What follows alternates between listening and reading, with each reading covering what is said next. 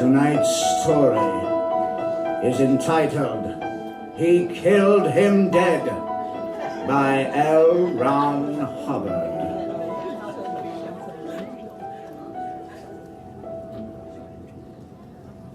When you see a man standing with a smoking revolver in his hand, staring in sudden terror at a crumpled body, and you see all this happen, then almost any man would say that it was murder, or at least a killing.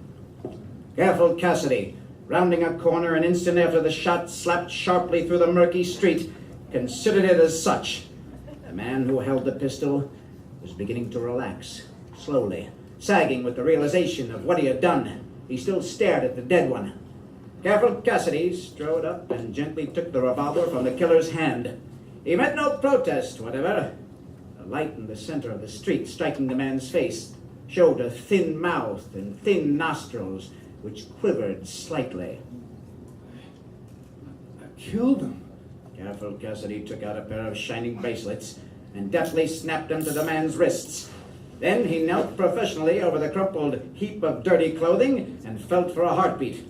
That unsuccessfully done, Cassidy turned the body over and inspected the wound, which was dead center between the man's eyes.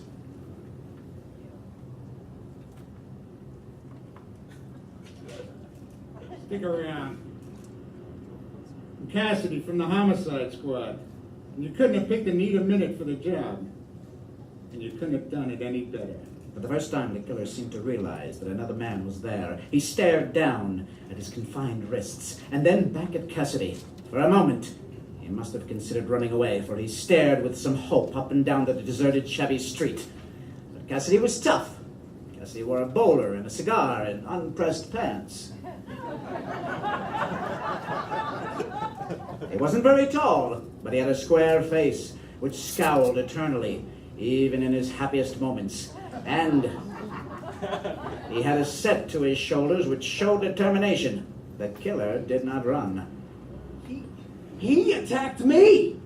I came around that corner and he lunged straight at me from behind that lamppost. He was trying to kill me, I tell you. You knew him, of course.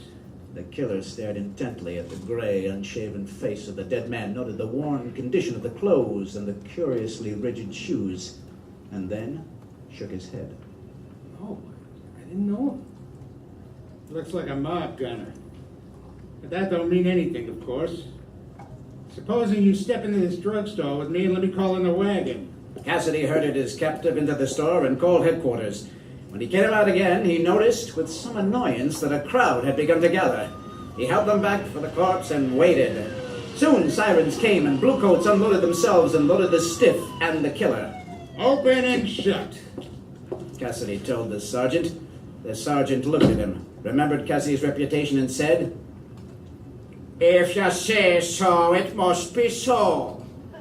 Did you see it done?" Not exactly, but I almost saw the stiff fall. Let's go, boys. They went. When they got back to headquarters, Cassidy sent for the coroner. He was confident of his procedure. It wasn't unusual to leave a stiff lying around on the street in the case, and as he had said, it was open and shut. And that's all there was to it. All he had to establish now was the motive, if it had been a killing of spite. To that end, he sat down across from the killer and began to fire questions, very careful questions, which showed that Cassidy knew all about his business. I tell you, I didn't even see him there. He just jumped out at me and started to fight, and he had a gun in his hand, and it fell down, and I picked it up, and then he tackled me again, and I gave it to him. My name, officer, is Smith. I'm not the kind of fella that goes around bumping guys off just for the fun of it. I never saw him before, and all I know is that I had to shoot him to keep him from shooting me. I'm a bookkeeper by trade, and I don't even have anything to do with gangs or anything. He just jumped me, and I had to shoot him. Said careful Cassidy, elevating his cigar to a firing angle and looking very careful and wise. Looks kind of funny to me, but investigation will bring it all out. Yeah, I'm sure it will. He saw that Smith was securely locked in a cell, and then he went down to down the corridor saying, Every third step, and scowling hard as though deep in thought, he met the coroner outside and favored that dapper man who stood twirling his pince-nez upon its black cord with a scowl deeper than the others. I say, Cassidy, Began the coroner. Tut-tut, Brand, tut-tut. Don't give me any of your foolish theories. I know what I'm doing, and I wouldn't do anything which wasn't right. After all, I gotta think of my reputation. That man says his name is Smith. They all say that. He says he's a bookkeeper, and they all say that too. He says the man attacked him, that he shot the guy with the guy's own gun, but that's a lie too. But Cassidy... But me no buts, Brant. You don't know about these things, and there isn't much use in your butting into this. Stay with your stiffs and leave me the live ones. My reputation is too good to be ruined on this matter. Didn't I practically see it happen? Yes, but... But what? But what, damn it? The fact is, Cassidy, that this man was not killed with a gun. He was stabbed to death with a knife. Careful Cassidy had reason to blink. He saw then that he had been careless in spite of everything. He should have looked very carefully about the street for other weapons. But then, damn it, he had.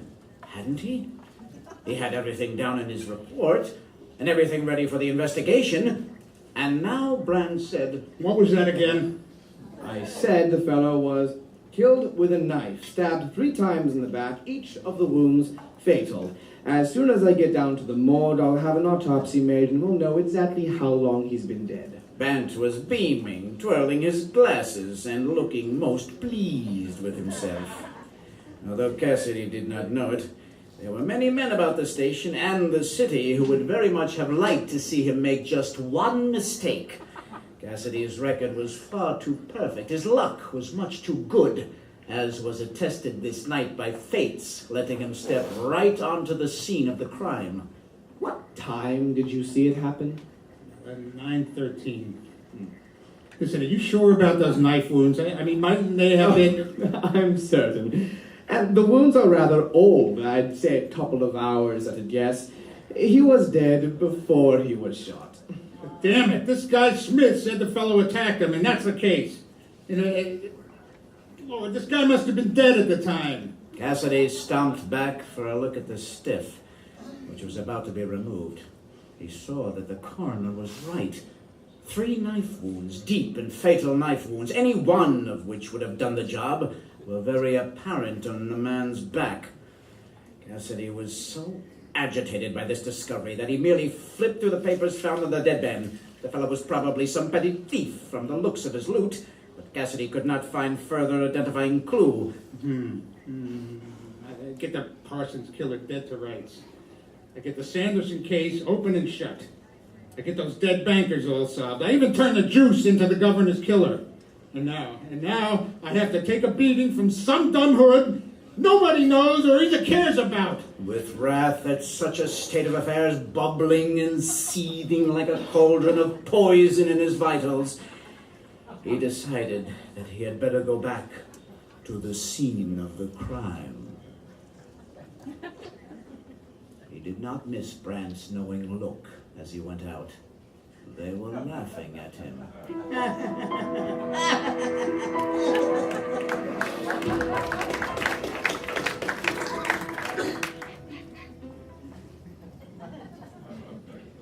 Once again, he found the dirty street. At the earlier hour, he had been on his way to Mike's Palace for a glass of cold beer before bed. But now Mike was forgotten. Cassidy paused upon the corner and looked intently down at the spot where the dead man had lain. When his first scrutiny disclosed nothing, he took out his flashlight and began to explore the street on his hands and knees. Rooney, fat and big and jolly, walking his beat, came by and stood, rocking back and forth on the curb, watching Cassidy's antics. Cassidy heard the patrolman's laugh and flushed. What are you looking for a penny there, Cassidy? He did not reply to Rooney's question. A sudden discovery made him forget all about Rooney. He had found a trail of blood, which led straight down the sidewalk. True, it wasn't very much blood, only a little drop about every 5 feet or so, but the flashlight picked them out, and Cassidy followed them in a crouch like some bloodhound upon the trail of an escaped convict. The drops led up to a flight of steps, and Cassidy, upon inspection, discovered that he was at the side door of a Greek restaurant. The place looked to be of somewhat evil reputation, if a quantity of dirt and the smell of decaying slops were any indication. Cassidy entered and saw that there were no patrons. Only the owner stood guard, wiping his hands nervously upon a dirty apron and staring at Cassidy out of sucked-in eyes which appeared to be carefully packed in larded cotton. You want something to eat? Nah. I'm Cassidy from the Homicide Squad. The Greek began to shake. He dropped his apron and began to twist his mustache. But why do you come here? I know nothing about it. I don't know. He knew that then he was giving himself away. Cassidy went across the room and took the Greek's arm. Cassidy was scowling terribly until it looked as though his face would explode and splatter the room with screaming fragments. Carefully, Cassidy began to lead the man toward the stairs. The Greek went willingly enough, so Cassidy changed his direction. He went toward the kitchen, and the Greek recoiled as though Cassidy had faced him with a ghost. Relentlessly, Cassidy led on. The Greek pulled back harder and harder. Cassidy stopped, and the Greek relaxed. Cassidy started again, and the Greek drew back. It was a silent battle without any great effort. It was merely a mind reader's trick, getting a dupe to lead the way to a hidden object. The process led Cassidy out the rear door and into a court which looked like a cube of solidified coal smoke hemmed in by 8-foot gray walls. Now the Greek began to blubber, and Cassidy scowled in triumph. So this is where you did it. Said Cassidy, prowling about the place and snooping into the corners with his flashlight. The Greek stood in silent palsy, kneading his pudgy fingers, and when Cassidy spotted a patch of blood, he could stand it no longer. He cracked with a sound like a bursting paper bag. I had to do it. I don't try to cover anything up, but it ain't no crime to stay alive like I did. Cassidy poked methodically through the trash and finally unearthed a lethal-looking butcher knife, which he handled delicately, his handkerchief protecting any possible prints. Now talk. Oh, I knew there was nothing good coming of this. I know it. Listen to me. 2 nights now, some feller has been sneaking over the back of that wall, stealing things from me. So tonight, I'm here cleaning me some rabbits, and this feller jumps right on top of my neck. He was 6, 7, even 8 feet tall, and he had a gun. So he yelled, "I'm going to kill you!" And then he was all over me. And what could I do? I got this knife, and so I stabbed him. Yeah, likely story. He called a wagon on the Greek's phone, and soon the patrol arrived in the Black Maria, and the Greek was loaded in. But this time, Cassidy was more careful than before. He examined the spikes on top of the wall and found a piece of torn cloth, the same color as the dead man's coat. This he took, waving it like a battle flag, and set himself down beside the Greek in the wagon.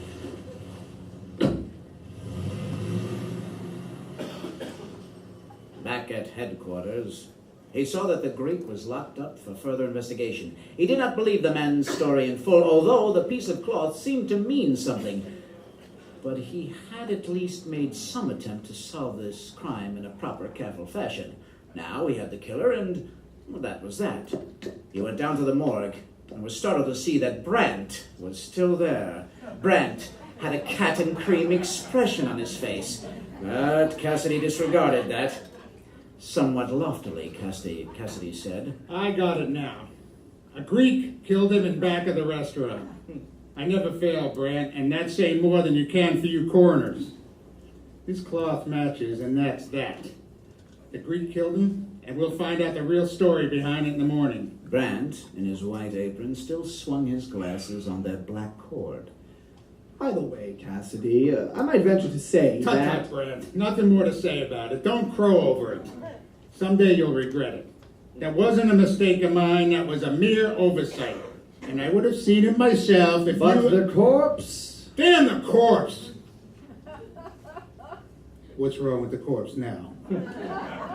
The time of death was about 6 o'clock. About 6 o'clock. And the knife wounds... Well, what's the matter with the knife wounds? I thought they were fatal. And now I suppose you're going to tell me that he died from water on the kneecap or something?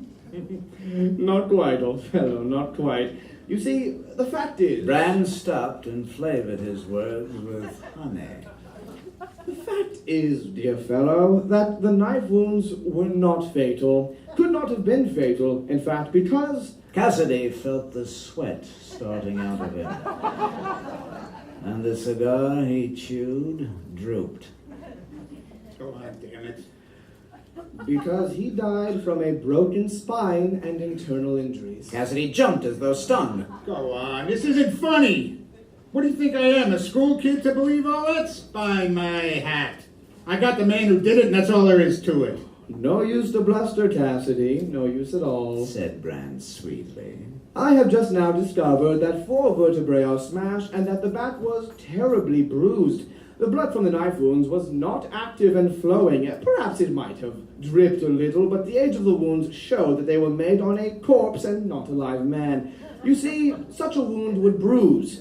And in this case, there is no bruise about the knife wounds. You can't bruise a corpse, old chap. The spine was broken in a long fall, somewhere about an hour before the knife wounds were inserted. Cassidy heard Brand laughing behind him. And in another's shoes, he would have laughed himself. Indeed, the thing was funny when you came to think of it. Impossible, too. But the coroner was always right. And... Question is... said Cassidy to himself, drooping and feeling slightly ill, that somebody was making a fool of him. Question is, where did the guy get this busted spine?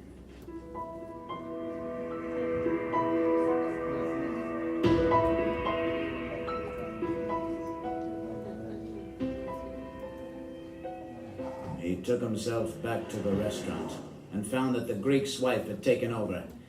He had nothing to say to her, although she had plenty to say to him in a high, shrill voice which cut like the Greek's butcher knife. Cassidy stumped about the court, pulled up a box, and again examined the stone wall, but he could find nothing there except that this court was backed by another court. He thought that over. To get into the Greek's backyard, a man would have to go through the house beyond the other court. Therefore, reasoning simply, the dead man must have come out of that house. Cassidy dropped over into the other yard. He was feeling tough again, and he paused to light a new cigar. He set his hat at a frightening angle and thundered upon the basement door. After a long wait, a face peered timidly at him. Cassidy elbowed his way into the room. I'm Cassidy, the Homicide Squad. Who are you? I'm the janitor, and... The small, white-faced man looked very nervous. He was bent over from work, and his face bore heavy lines of worry. His eyes were all washed out. He looked like some cast-off winter coat grown too threadbare for use. Said Cassidy with his best scowl. What's the matter with you? Slight chill. I stayed out too late last night, and, well, maybe you want to see the doctor. And where's the doctor? The janitor led the way up a long flight of back stairs. They came out upon a dingy landing. By the light of a small yellow bulb, they could read doctor upon the door at the head of the front stairs. The janitor's nervousness was increasing, much to Cassidy's satisfaction. The janitor knocked. Presently, a tired-looking woman came out and told them that the doctor had been out all afternoon and would not be back until late. But you can wait here on that bench if you want to. Cassidy wasn't interested in benches. He was interested in the janitor. Cassidy prided himself upon his remarkable luck. As soon as the woman was gone, Cassidy confronted the man. Why? Why did you do it? Shut in the dark, thought Cassidy behind his scowl. The janitor cringed and looked involuntarily down the front steps. Cassidy also looked. He saw that the railing at the bottom had recently been patched. He went down there and saw that the glue was still wet. He also noted that the carpet tacks were ripped out in 2 places on the stairs. It was very plain to him then. Come clean. I got the goods, and you better tell me all about it and fast. The flash of a shield and the scowl did the trick. The janitor wilted. I tell you, whined the man, all bent over with woe. that it was all an accident. I came up here to clean up, and when I went down again, I passed this landing, and a man was sitting on the bench. I tripped on him, and he suddenly jumped up and grabbed me and tried to throw me down. But I fought him off, and when I did, he stumbled and he fell all the way down. And when I got down there, he was dead. Yeah, likely story. You murdered him, and I'm gonna find out why in the morning. You haven't got strength enough to shove a big guy like he was down those stairs if he didn't want to go.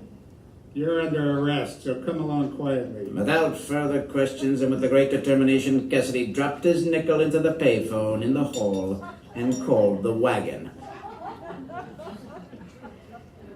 Say, Said the desk sergeant. do you think we got nothing to do but grab up your killers? There was a slight laugh in his voice, and Cassidy took it ill and began to say things, but the sergeant hung up, and soon the patrol wagon came. Cassidy saw to it that the janitor was locked securely in his cell. Cassidy was beginning to get a little bit worried about the way he was filling up the jail.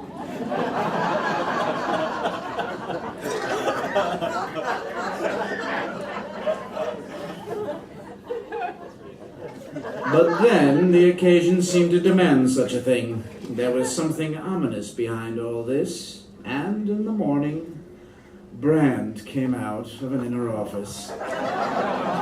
He had been waiting, although the hour was late. Brandt was smiling again, and Cassidy almost bashed him one.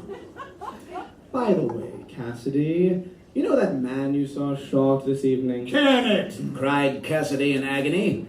He knew what was coming. He could hear them snickering in the squad room. Careful Cassidy was making an ass of himself, and he knew it. Well, I'm sorry about my misinformation, Cassidy. I should have made a more thorough investigation beforehand, but you've been so impetuous that... Damn it, I have not. I've been acting on information you gave me and... Words failed him. He knew what was coming. I was somewhat astonished when I found that there were no bruises to mention in spite of that spine trouble. So I went to work and took the whole cadaver apart, and I found... What did you find? Brandt drew out a dinner ring. It was a cheap affair, set with small, gaudy stones. It was big and sharp and green. Brandt let it sparkle in the light. This was in his throat. In his throat? Yes, I'm sorry to say that this was the cause of death. He swallowed the ring, choked on it, and then died when it lodged across his windpipe. This is a joke. No, I assure you it is not. I found this ring only when I discovered that his blood had rushed to his head and that he had collapsed lungs. Then I looked for the ring, and here it is. Cassidy staggered out of there. He went to his desk and found that he had carefully saved the papers and the small items he had taken from the dead man. He found among them 2 other rings of the same size as the emerald-colored one. He found also a wallet with a dollar bill in it. This wallet looked as though it had come from a bigger pocketbook, perhaps a woman's, in that the wallet smelled of face powder and perfume. It contained a driver's license which bore the name Emma Lindsay and the address of 224 Spring Street. Cassidy was haggard. There was still snickering in the squad room.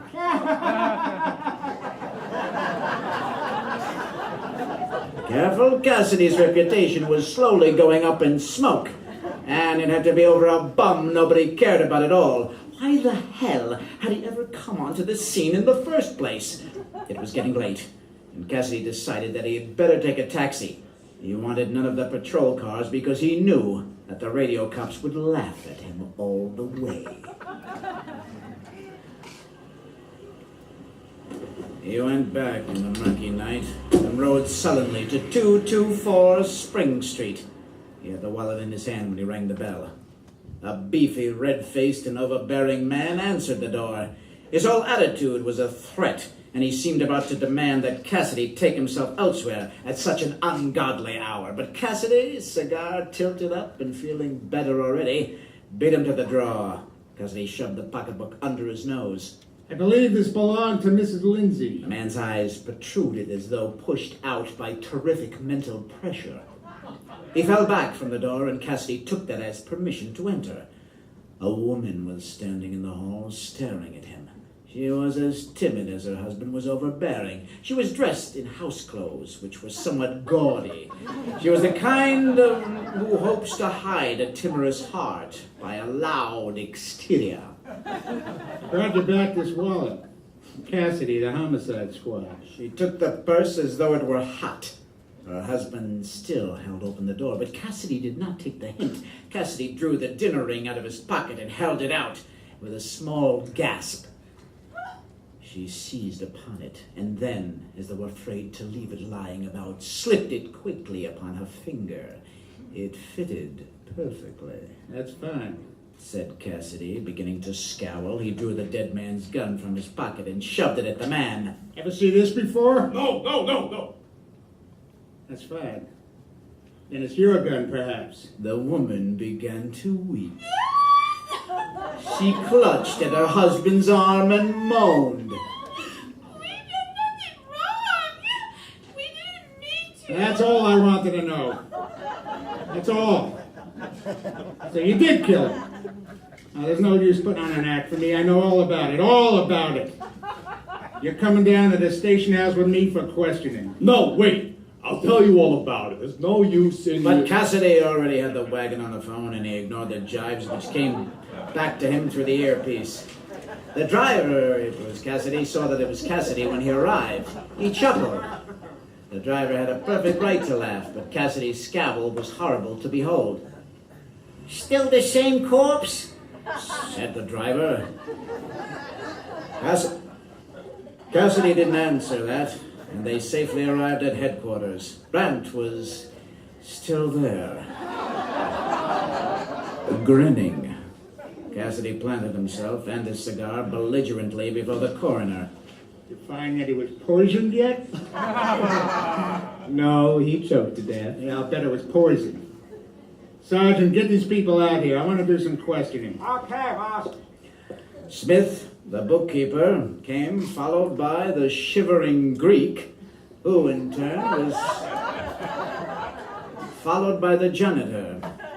All three of them stood nervously in the bullpen, waiting for Cassidy to start. Now, Said Cassidy, turning to Lindsay and his wife. what happened? And tell it straight, or I'm gonna... Lindsay began to talk in a heavy voice, but his wife interrupted him. Yeah. I was in the kitchen, and this man came around to the back door and asked me if I had something to eat.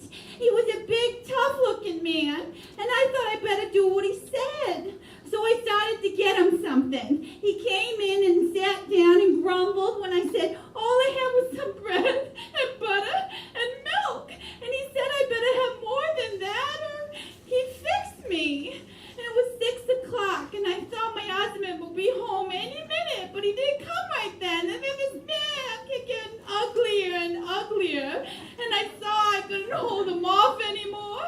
And my pocketbook and my rings that I'd taken off to get supper were lying on the shelf. But I didn't think much about it, because I was worried because this man looked so tough and talked so horribly. And I made some excuse and went out to the other room, intending to phone for the police. But I met my husband coming in, so I told him. And right away, he got his revolver out of the desk with an awful yell. He charged out of the kitchen to drive this man out of the house. And the man hadn't heard him coming, because when I got there, I saw that the man was standing with his hands over his head. And my husband told me to search him and make sure he hadn't stolen anything out of the place, Then all of a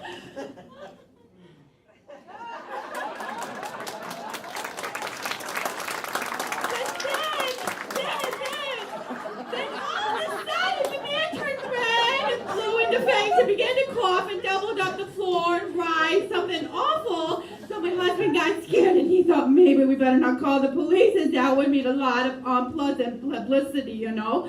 And we couldn't stand that. And so I said, we better take him around the corner to the doctors as fast as possible.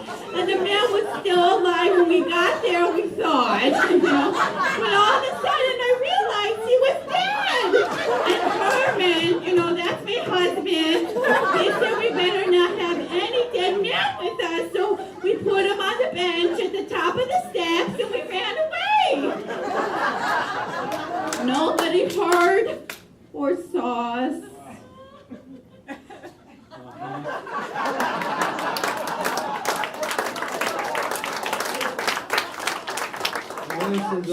Said Cassidy, scowling and gnawing on his cigar. Just as I thought. He must have stuck your ring in his mouth to hide it and then choked on it. And now you. He said, turning to the janitor. Honest, it was just like I said. Quavered the old man. Except I guess I made it sound kind of wild because I just touched him and down the steps he went. And then being scared on account of thinking I'd killed him, I carried him out to the back myself and before anybody saw him, dumped him over the garden wall into the next court.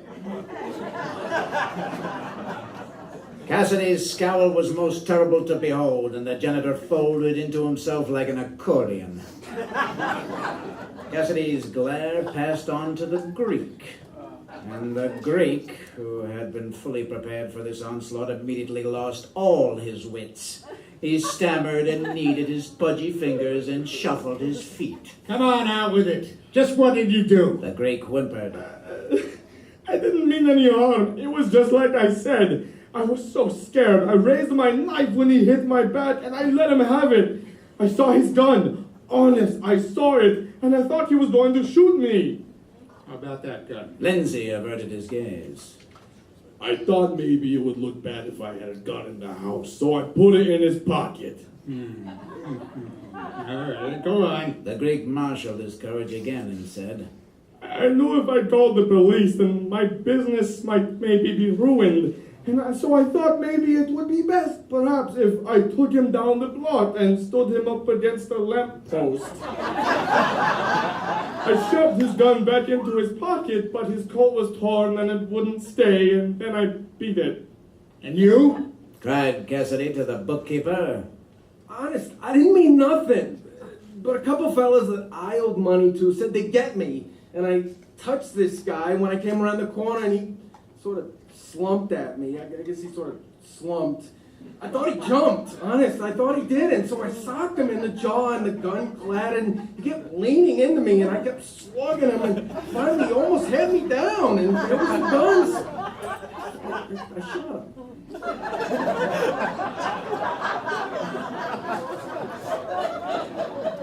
Cassidy patrolled the bullpen for 5 minutes. 5 sets of eyes followed him anxiously. Finally, Cassidy came to a decision in the case. He couldn't hold 5 people for one death. And you couldn't hold a man for defending his own house, especially when the dead man had actually committed a sort of suicide. They would all have to explain themselves later, but the judge would let them off.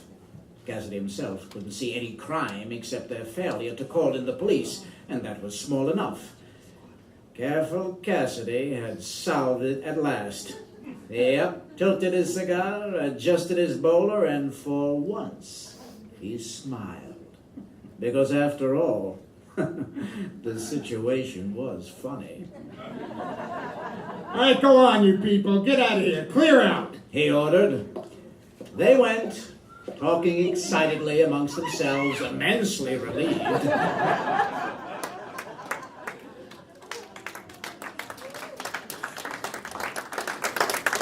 In the squad room, Cassidy told them the story. Brandt was still there, and Brandt laughed hardest of all. Careful Cassidy beamed. They weren't laughing at him. They were laughing with him. For a while, it looked like I'd have to arrest every man in town. Luckily, I came along when I did. I would have had to, I guess. And with the case solved and his reputation intact, it looks like Careful Cassidy got his gift early this Christmas. Yeah.